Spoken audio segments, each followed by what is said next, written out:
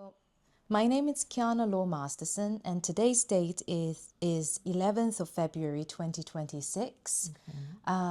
What is your name I'm Nancy Crane. and the year you were born? Okay, in 1963. Where were you born? I was born in San Luis Obispo, California, which I'm just going to say this. It was once voted the nicest little town in America and also the happiest place in America. And I left when I was 18, which speaks poorly of me, I think. But anyway. Would you be able to do a little bit of a self-description? So I am whatever age I am, having been born in 1963. And I have, I guess, oh my gosh, my hair, it's sort of, I'm terrible at doing a self-description. My hair is sort of not shoulder length, a little shorter than that. It's in a bob. And is it, I don't know what color it is. Is it auburn? No, it's lighter than that. Dark blonde? Dark blonde. Okay, that's good. Blue eyes, and I'm wearing black. And what else? How tall are you? I'm 5'7" tall, and I'm, shall we say, normal. Normal build. Let's just say normal, not size 0. But yeah, that's me. So Nancy, I'll jump straight in. Okay. So you're an American performer who's been based in the UK, London, for a long time now. Yeah. Do you remember what first brought you here and what made you stay? Well, so the thing that brought me here, and I have to preface this by saying it seemed like a really good idea when I was 12, was I discovered that Vanessa Redgrave had gone to the Central School of Speech and Drama. And so I was like, that's where I have to go. I just have to go to the Central School of Speech and Drama. So I auditioned when I was 17, and I got in, which was amazing. So I had just turned 18 when I got to London. In retrospect, I'm kind of like, well, there may have been other places I could have gone, but hey, I put all the chips on one number and I won. So, and interesting that fast forwarding quite a few decades, the disorientations was born at Central, weirdly. And then I met someone at Central, and we were together for like 20 years. We're not together now, but that's why I stayed. That was never the plan. My plan was never to live in London. It was to go back to, because I'm Californian, to go back to California. Because people are always like, why do you live here? I'm like, I don't know. But I do, because London's a wonderful city as well. It's sort of got everything. So how did you encounter, obviously you mentioned a little bit, but how did you encounter border crossing? I think Michael must, I don't even know how this happened, but what I have to say is that I was so excited by it because for two reasons. One is that I'm a huge Peter Sellers fan, and Peter Sellers is the patron of border crossings, and I love his operas with John Adams and also his Mozart da Ponte trilogy. And it turns out Michael worked on Nixon in China when they revived it at the ENO. And I love Nixon in China. And in fact, I went to Paris the year before last to see it at the Bastille. Not like that original production. And I had also fallen in love with one of Peter Sellers' productions that was at the Barbican in the late 90s, Peony Pavilion, which it was in 3 different, it was the story of Peony Pavilion, the opera, that was told. There was a traditional Chinese opera, this amazing woman Madame Hua Wenyi was the lead, and then a straight play version, and then Tam Dun did an operatic version of the same story, and they were kind of like on top of each other, and it was kind of a mashup. And I just thought it was one of the best things I'd ever seen. So when Michael Walling got in touch and was like about this the Shanghai UIJU Opera and working together. I was like, oh my God, this is my dream come true. This is the perfect job. Yes, I'm in. I didn't tell him I hadn't done any devised work. Thought he didn't need to know that. But because I write, and because and my background had always been in new writing, because I think as an American in London, they're not going to hire me to do the classics, but there was a lot of work of new American writing that was being produced in this country.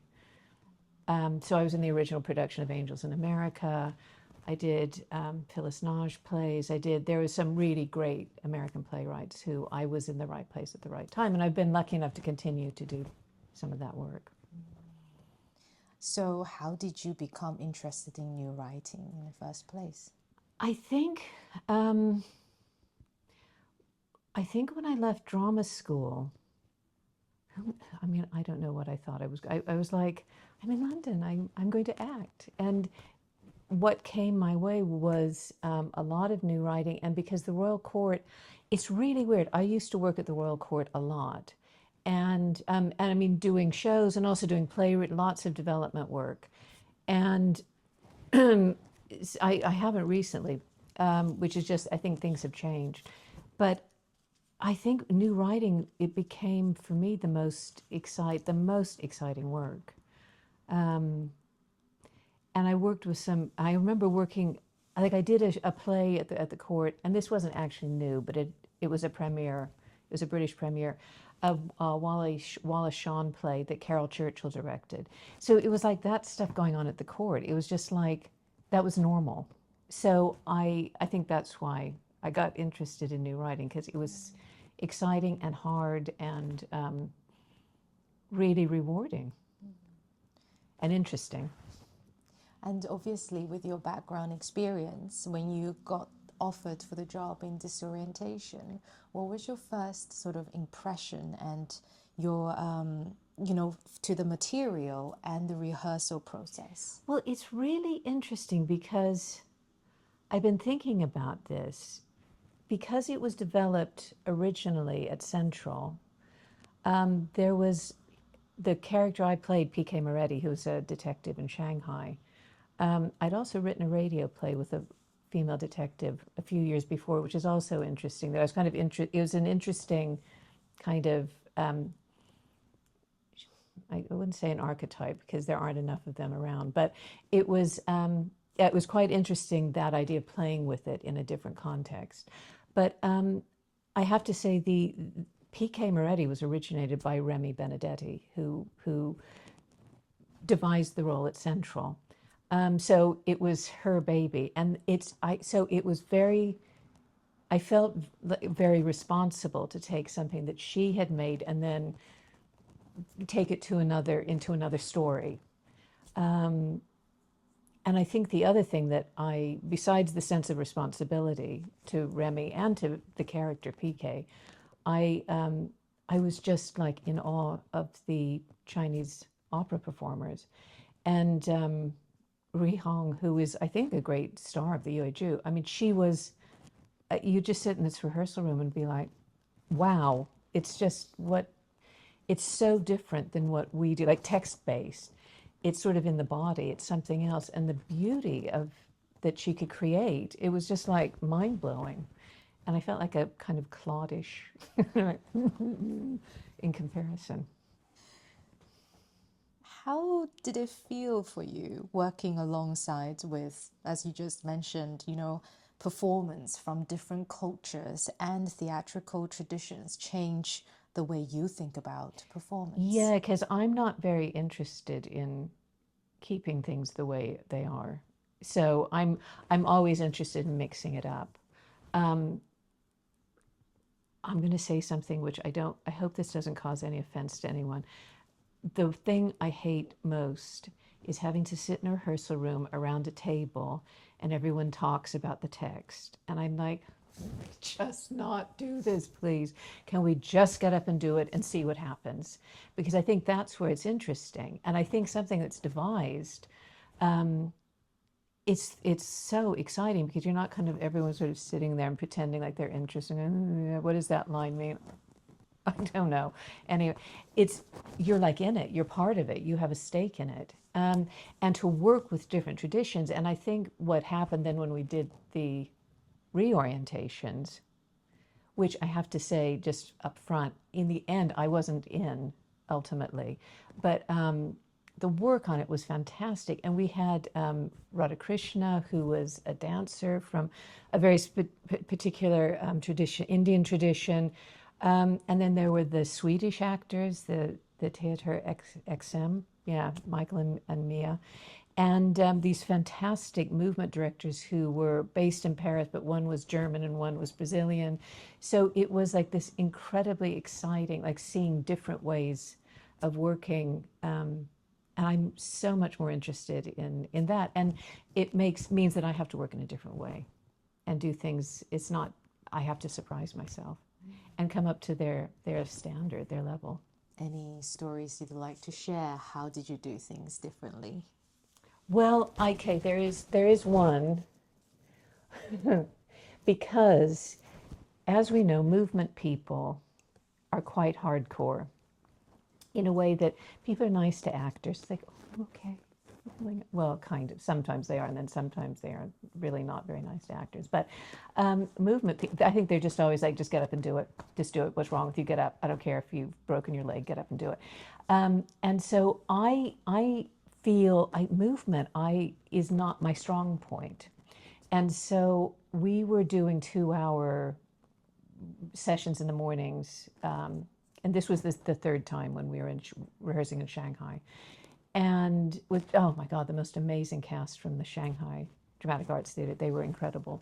But anyway, so we would do these things, and they would say, oh, do a seductive dance or something. It'd be like Sunday morning at 9:30. I'd be like, oh, I can't do this. I just can't do this. So I remember this one time they said, okay, just close your eyes, and we're all going to dance with our eyes closed because Nancy or whatever is being sort of feels self-conscious.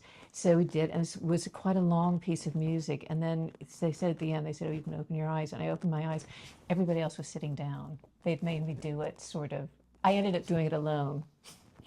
But it really broke the ice, and I stopped being as kind of freaked out about that side of things, and you just have to go with it. So it was hard, and so it did change the way I worked, and in a way that I think now I just throw myself into things without. I'm kind of like irritated when other people don't want to throw themselves into things. As you mentioned before, that you're not interested in keeping the way things are, and with your new writing background, what's your relationship and the connection with words and text and acting? It's a really interesting question, because I would say it's evolved from being very like hardcore, and it's in a way it's very closely aligned to the Shakespearean tradition, the classical theater tradition in this country. That the word is sacrosanct. I think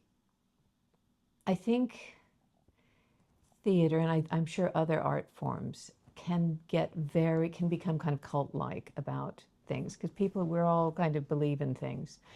And I think there can be a cult not only of the word, but also of sort of character, and the cult of my character wouldn't do this. It's like, I now think my character is made up. It doesn't matter. You can do what your character can do whatever you want it to do. Who cares?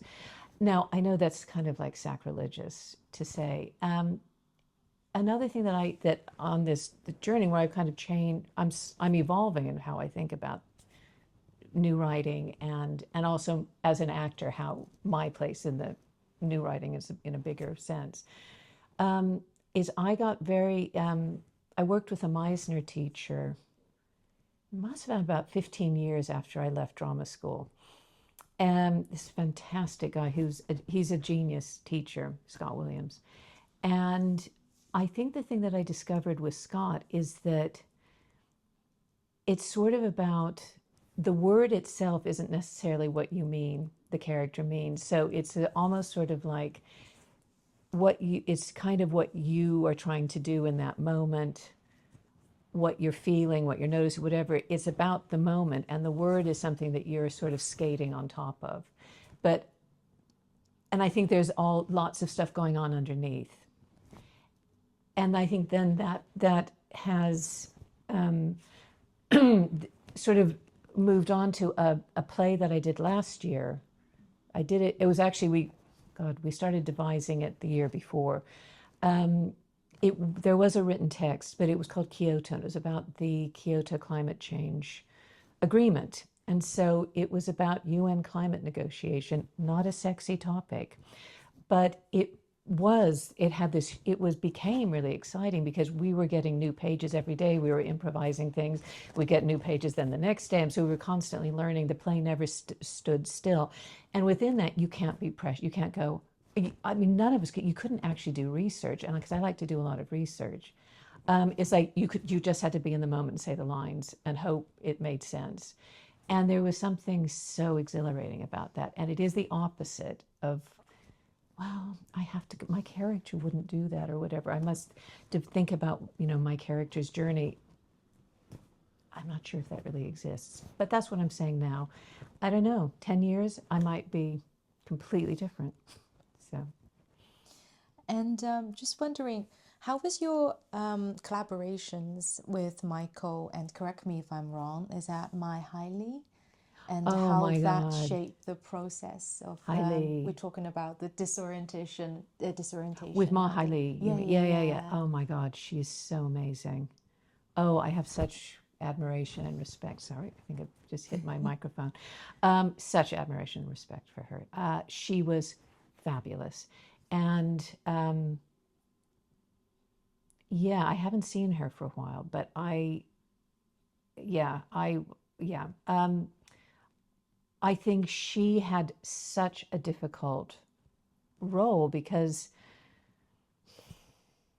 she was in the show, and I think when we did I was good disorientations, yes, Anne was also kind of helping us to understand, kind of translating Yueju to us, and also, you know this better than anybody. Culturally, there are huge differences, and I think that's really exciting because it means all the things that one accepts is like, well, this is just the way it's done. It's like, it's not, and this is not the way necessarily to look at the world. It is a way, but it is not the way. And so it's understanding other ways of looking at the world, in many cases much more nuanced. Yes, so it was fantastic working with Michael and with Hailey. I think Hailey I have such huge respect for, and such huge affection for, and such admiration. I think she is an extraordinary person, and she was fantastic in the show, but she was also she was kind of the interpreter, the cultural interpreter. And I think between, for instance, very different types of theatrical practice, and Michael, of course, was part of that, but Hailey was, because she was kind of at the cliff face with us, she was in the show, but I think she also, I think it's two very, not always, but it can sometimes be very different ways of looking at the world, with coming from the kind of English theatrical tradition, and then with Chinese, the opera tradition. And it's sort of interpreting those kind of real, the differences and the similarities. But I think it wasn't easy I think she wasn't in an easy position. And she did it so well. And I think, I think she hadn't done Yueju. She'd been in the Yueju company. She'd come to the UK, and she's now an academic, but I think she'd been studying, and so her life was different. And then she was kind of dropped back into that world with Rihong, who was an amazing person, but I mean, an extraordinary artist, but I don't think it was always easy. I may have said too much. I don't think it was not easy. I think it was just, Hailey had to be on her toes the entire time. And she did it with such grace and good humor, and great artistry. Sounds like the whole process, it was a lot of work to do, and just being pulled up to do this dance in front of people for body movement, and during like all the travelings and everything being China. How did you Yeah. stay grounded through those Well, times? the thing that I have to say, and this is interesting that you're from Shanghai, because I remember when I arrived in Shanghai, and seemed like, what an amazing, of course I want to do this, what an amazing adventure. And we were coming into the city and it was early morning, and I remember just looking and thinking, oh my God, this is the most beautiful place. And I fell in love with Shanghai. I mean, I literally fell in love, like with a person. So I don't know if I'd say I was grounded, but I was just, the entire time I was there, I was completely focused on this place that I think very much informed that third show, both with the company who were based there, who of course informed it, but I mean, it was, it, the thing about Shanghai, which I found which I did not expect, is how familiar it was. Because in many ways, like, along the Huangpo, and it's the same architect who was the architect in Liverpool, the Liverpool waterfront. So you're kind of someplace and it's like, God, this looks really familiar, but it's completely not familiar. And also, it reminded me a lot of San Francisco, and Paris and Havana and all these. It's like this place. It's like the center of the world, Shanghai, with this incredibly sophisticated cosmopolitan culture. I have never been any place like it. I mean, I was like, I want to move here. This is the most. So I found it incredibly energizing, and it really informed the character I was playing, since I was playing an American who lives in Shanghai, and is like, why? And she was a detective, and I was kind of the detective following the trail of why was she here, and what did she do, and how would someone like her see the city? So it became fascinating. Um, it was also I remember Chinese New Year was going on. And so there would be like you'd kind of I used to stand on the balcony of where I was staying, and there'd be like these amazing fireworks every night. It was like, what a city. My God. So, yeah, And I heard you learned a scene in Chinese by listening. I did. How did you do that? Very painfully. Um, yeah. Oh my God, I've just this minute blanked the assistant director, who was from Hong Kong, actually. And he was so patient with me, and we would just sit and go over and over and over it. And I had it on tape. And what was the thing I would say about that is it's really foolproof to learn something phonetically. I mean, I can still remember some of it now. I am not going to say it. But I remember we had subtitles or surtitles above the stage, and I think they were in Chinese and in English. And I remember I was doing the scene, and it was with Song Hui, who didn't really speak English. And we were doing the scene, and I thought, oh, wouldn't it be funny if I went wrong, and then everyone would know the English speak. I had this whole kind of thing in my head going, like they'd see on the subtitles, and I thought, oh God, I don't know. Oh my God, I've completely dried. I have no idea what I say. And because she didn't speak, we couldn't improvise, because I thought, oh no, we are really, this is not good. And I remember her looking at me, just kind of going, and I was like, okay, just start moving your mouth and something will come out. And it actually came out. But so it's a little bit tricky, because you can't kind of get yourself back, and nobody can give you a cue, because you're like, I don't understand. I don't know what you've just said to me. This does not help. But yeah, that was the only kind of slightly worrying thing. But yeah, I loved it. I absolutely loved it. And you were deeply involved in also later on you made into a trilogy, right? Yes. Yeah. And were you involved in that process as well? Yeah, because What's the name? This or there was orientations, disorientations, and reorientations. So I was in disorientations, and I worked on reorientations.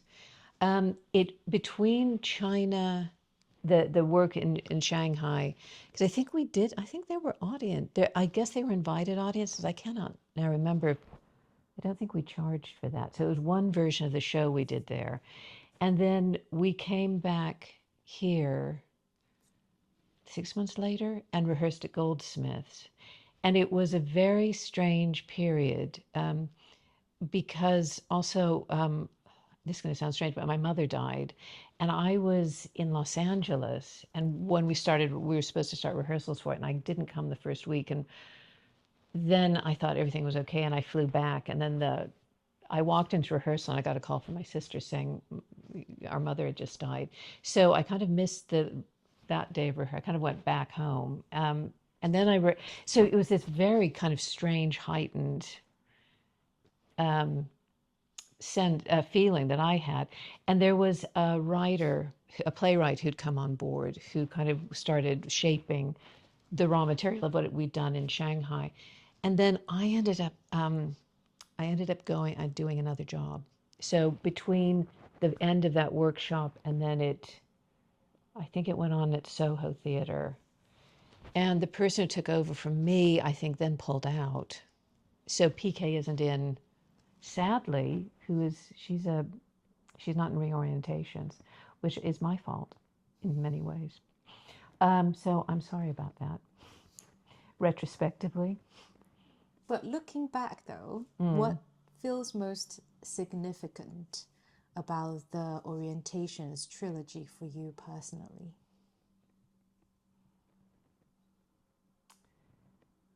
I think in some ways, even now, it's like my perfect job. It's like my absolute perfect dream job. Yeah, because I like being able to write. It's super interesting character that kept evolving. Amazing colleagues. I mean, the best in the world. So, and it's a way of looking at theater and creating theater that is kind of my favorite way still. Yeah, and I think I went to the Border Crossings, the 25-year celebration in Hoxton. And the thing I kept thinking is that, no one else is doing what Michael's doing. I mean, he is the good guy, and thank God he is still doing it. So, yeah, I mean, I think that's what I, in retrospect, would take from it. I don't think it was always easy working with me. So, to say that. So, Michael's very patient. And is there something from that whole process that still lives in your practice today?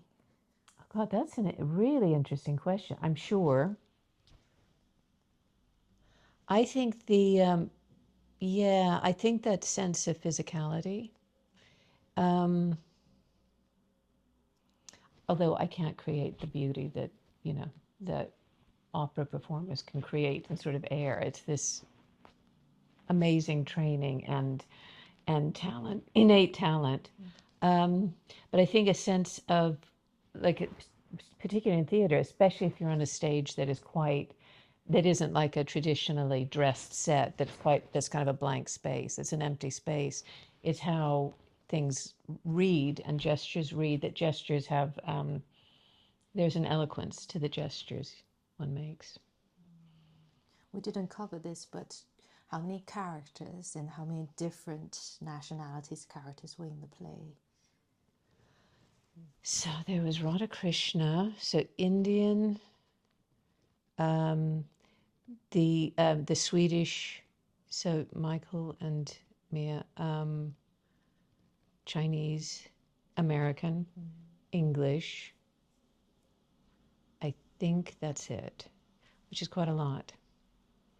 And then other people sort of working who weren't on stage, but who were from other countries. So the space was just like an empty space. It was actually. And I think the thing that I found that I thought, this is my own thought, is it was much, well, the other thing that I really found surprising is that I thought the best work was when we weren't really, there was no language involved.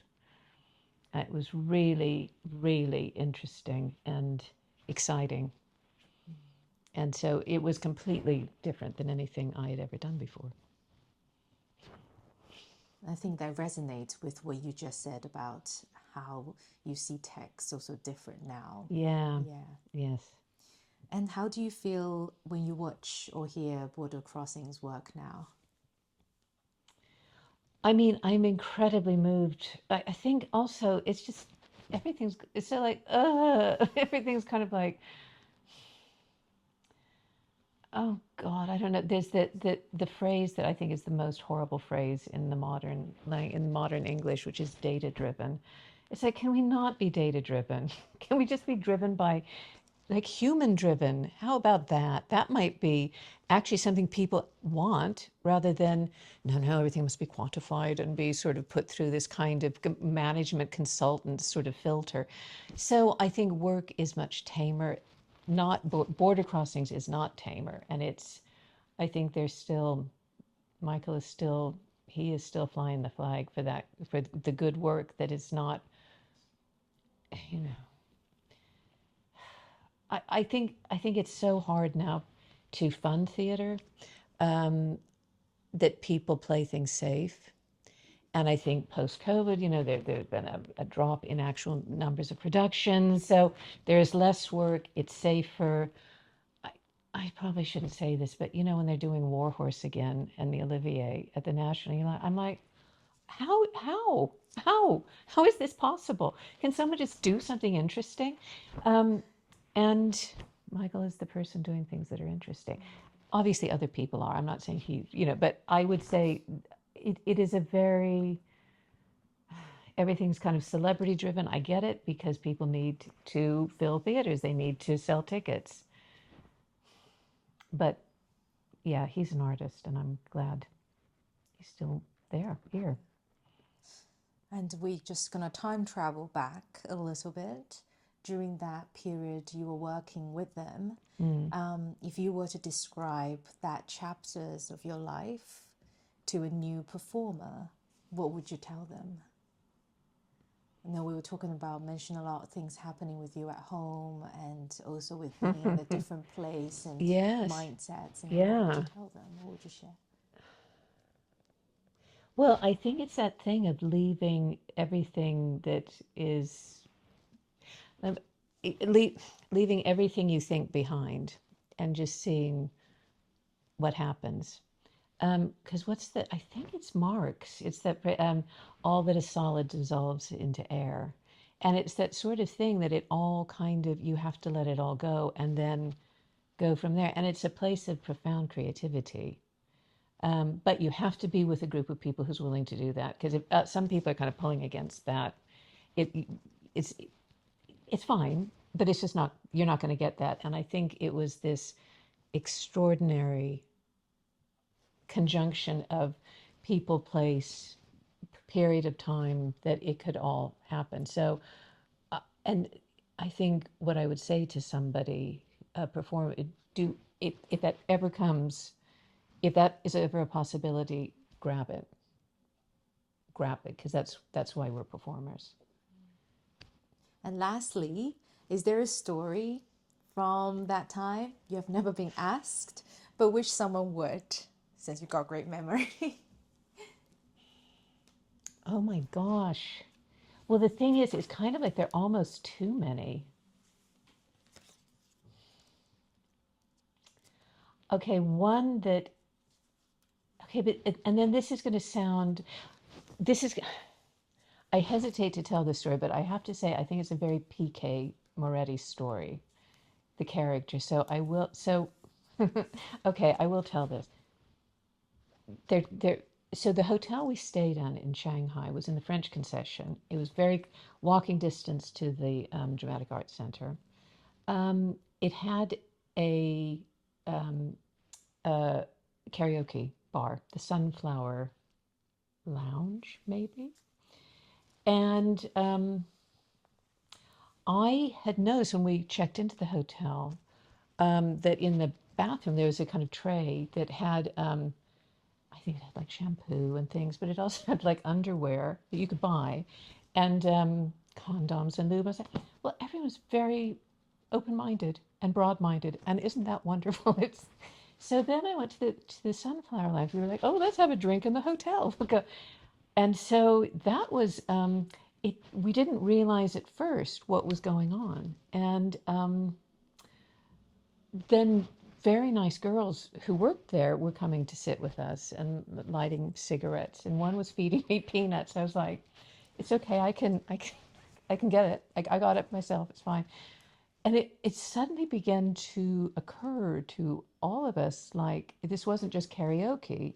And the other people who were there were all kind of middle-aged men who were like Japanese businessmen. There was a group of Japanese businessmen, for instance, who then would disappear. And yeah, so I had no, I was quite naive about it all. And then one, the one who'd been feeding me peanuts was saying, "Oh, I thought she was telling me about her son," and I said, "Oh, it's a little boy," and she went, "Boys, you like boys? I can get you a boy." And then and I was going, "Oh, no, no, no, boo, boo, boo, boo, boo, no, no, no, no, no, no, no, no, no, no." I was like, "Oh, I have to go now. I think I have to," and I was like, "Oh my God, oh my God." But anyway, that is the other guests at the hotel were some Buddhist monks, so they were not in the Sunflower Lounge. Yes, and the other thing I got really into in the breakfast room, I'd have dim sum for breakfast, and they had a big TV that had a Chinese soap opera on it. And I would sit with the Buddhist monks and watch the Chinese soap opera before work, and I got very involved in it. Anyway, so it was quite, it was quite an intense. Everything was intense. Let me put it that way. Was that a terrible story to tell? I'm sorry, but I kind of liked it. It was all kind of part of the wonder of Shanghai, the high and low, and very unexpected. That's the part of the checkpoint project is oral history. There you So go. there's never a good or bad thing. Okay, phew. Yeah. And that wrap up to the Okay, end of our interview. okay. And thank you so much, Nancy. Well, Kwana, thank you. What a joy. Enjoy.